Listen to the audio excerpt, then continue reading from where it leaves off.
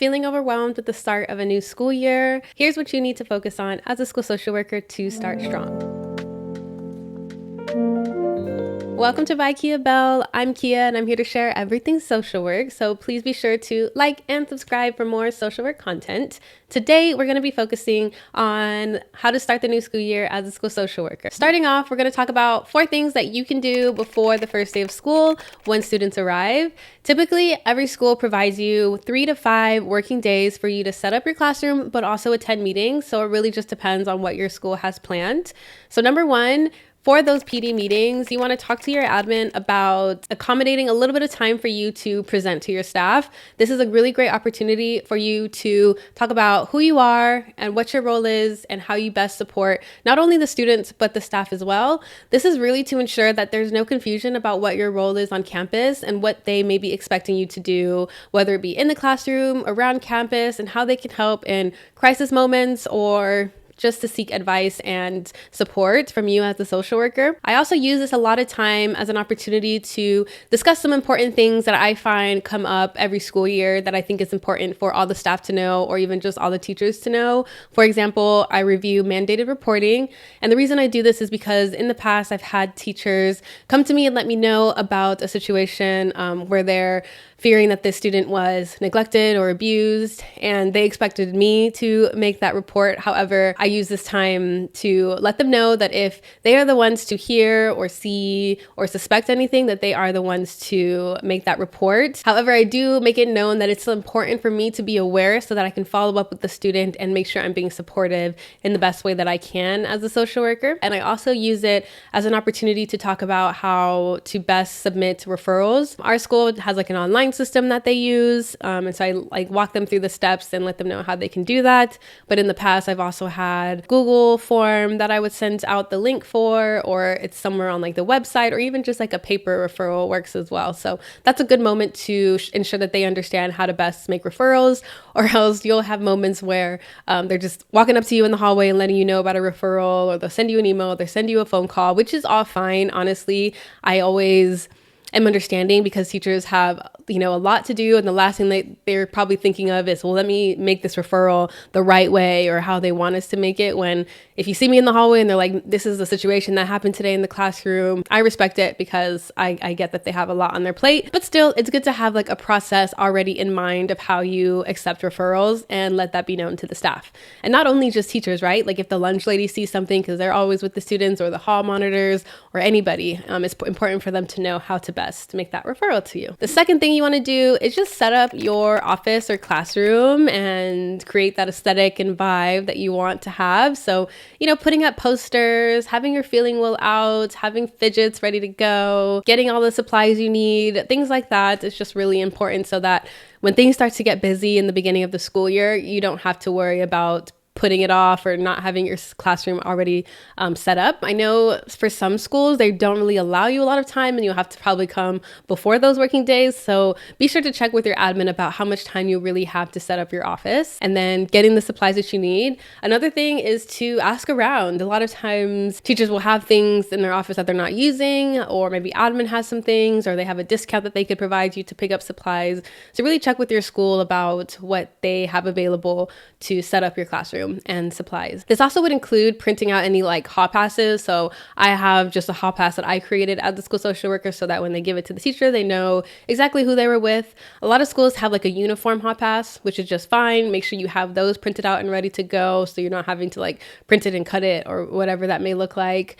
I also always have some important like forms that I use. So for my school, we do need consent after a certain amount of times of meeting with the student. I just have a lot of those printed out ready to go to hand out to students as I start meeting with them, and also suicidal ideation assessments ready to go so I don't ever have to be in the moment and realize I don't have any prepared. So whatever forms that you believe will be important or what you will need as far as your school's requirements, definitely have those printed, ready to go in a file close to your desk. Number 3 is to have your documentation process set and ready to go. For myself, I use Google Sheets, and I did a video on school social worker must-haves where I show the way I document on my Google Sheets. So you can definitely check that video out if you want an idea of what that would look like. But again, every school is kind of different. If you use paper pencil, if your school requires you to document a specific way, make sure you have your logins ready, you know the link, and you just are really well trained on how to utilize that program. So whatever that looks like, just make sure you're ready to go so that you can already start documenting as the school year starts, because you don't want to fall behind on documentation. I will also say that this includes having some type of organization for your caseloads and interventions. This is all in one place for myself for documentation, but making sure that you are organizing yourself with your caseload and what your goals and objectives are with each student, who's on an IEP, who's on a 504 plan. Really review all of that first while you can, because as the school year starts, there will be more added to your caseload. So trying to just stay ahead of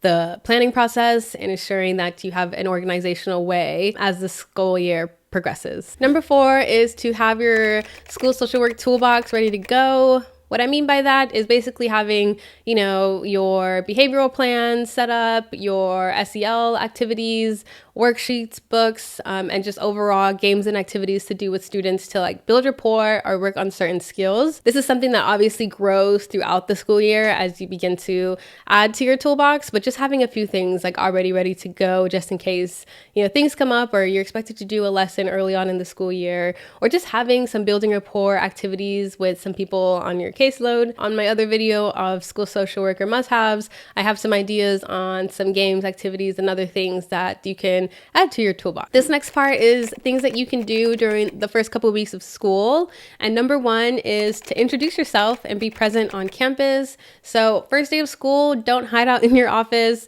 Be out, be present, say hi, wave to students. Let it be known that you are present on campus, so that when the time comes, if a student wants to come into your office, it's not like a who are you, I've never seen you around, but more of a, oh, I've seen you in the cafeteria, or I've seen you in the front office. So there's less of a barrier when it is time to give them support. I also spend the first couple weeks being present during passing periods, during lunch duty. I also spend the first week, me and the social workers will go into every first period class. And this is also dependent on how big your school is. Our school was really small, so we were able to do this, but we pop into every first period class during the first couple weeks and just introduce ourselves and let them know who we are and what our role is on campus, so students are aware that there is support for them on campus. And also to not be scared if they ever do get sent to the school social worker's office. We let them know where our office is and where they can find us during lunch duty, and then also before and after school if they do need to pop in and ask a question or ask to meet with us or anything like that, or if they need any items of like hygienic items or food items. Another thing you can do during the first couple weeks is to kind of have just a short conversation with teachers and staff members and seeing if there's a way that you can be a best support to them. So maybe during their prep period, pop in and say, hey, you know, just checking in, seeing if there's any way that I can be a best support to you as a school social worker. Are there any students that you feel would need my support? Things like that. Is there any certain times where it would be best for me to do a classroom lesson in your class? Any other questions that you feel would be really helpful for yourself or for them? I think that gives a really good opportunity for just like a one-on-one moment. I do not recommend staying very long because I know teachers are really busy and have a lot to do. So really just make it a quick check-in type of thing if you have some time. I would also do that during like before or after school sometimes as well, if I know that it depends on, you know, our schedule, right? Because some schools, you know, you really only have 10 minutes before or after school for your contract hours. So really just trying to make a moment and then just build connections with everybody on campus, right? You deal with every student, so you just want to be able to have a good relationship with all of the staff members as you can. And then lastly, doing just like a general needs assessment of what your school will need. Definitely spend the first couple weeks chatting with students, chatting with staff, really observing what you're noticing. For example, if you notice there's been a lot of drama lately and there's like a lack of effective communication among students, maybe you can start compiling some lessons that you can do in the classroom on communication, or maybe you're noticing that bullying is kind of an issue. You can start looking into interventions to address bullying at school. Or I know one year we had a really bad problem with racial slurs being used on campus, and we really included the principal to do an intervention in each grade level on the importance of not accepting racial slurs being used on campus. And that definitely turned things around. There's going to be a lot of things that come up in the beginning of the school year because I think a lot of kids are acclimating to this new environment, especially like the newer students who are new to this specific school. And I'm in middle school and high school. So yeah, my middle schoolers, there's a lot that we needed to address. And even with our staff members, trying to ensure that we're addressing our concerns that we're noticing. Staff members or teachers not being present during passing periods. We want that presence of staff members during passing periods and ensuring that they're understanding of that. And we also want our teachers to lead with empathy and compassion and not be yelling at students constantly. So that was a conversation that we also had to have with teachers. So really just trying to evaluate what is needed on your campus and making sure that it aligns with your school's mission. And then lastly, some things that you can do during the first few weeks of school is how to slowly incorporate your interventions on a tier 1, tier 2, or tier 3 level. Essentially also checking in with your students from the previous year who you were working with, doing a quick check-in to see, are they at a good place where they don't need that tier 3 level anymore and we can see how they do, or if they're expressing I had a really rough summer or I'm just not in a good place still, giving them that consent form to give to parents and speaking with parents about what we can do to best support that student. So really thinking about it on all 3 levels and trying to plan the best that we can. I know crisis comes up and situations come out of nowhere. So also being able to adjust accordingly based on what's needed on campus. And then again, documentation, making sure that you are documenting from day one. Whether that be going into the classroom and doing an introduction or speaking with a parent about concerns that they're having, we want to be documenting everything because you just never know when you will need that information again. And it's also just important to protect yourself if anything was to come up or any concerns. So that's it. I hope that you all have a really great school year.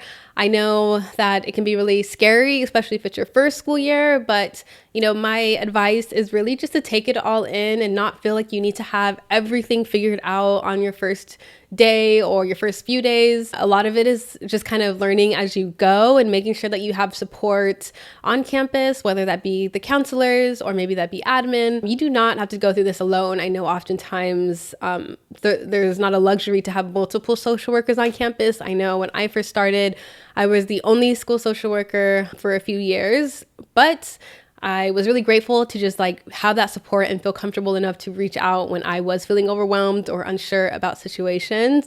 Or if you have an intern supervisor that you can address or talk to, join a social work group if that helps you. I know it can be overwhelming, but you got it. It's going to be a really great school year, and let me know if you have any questions, concerns, comments. Thank you so much.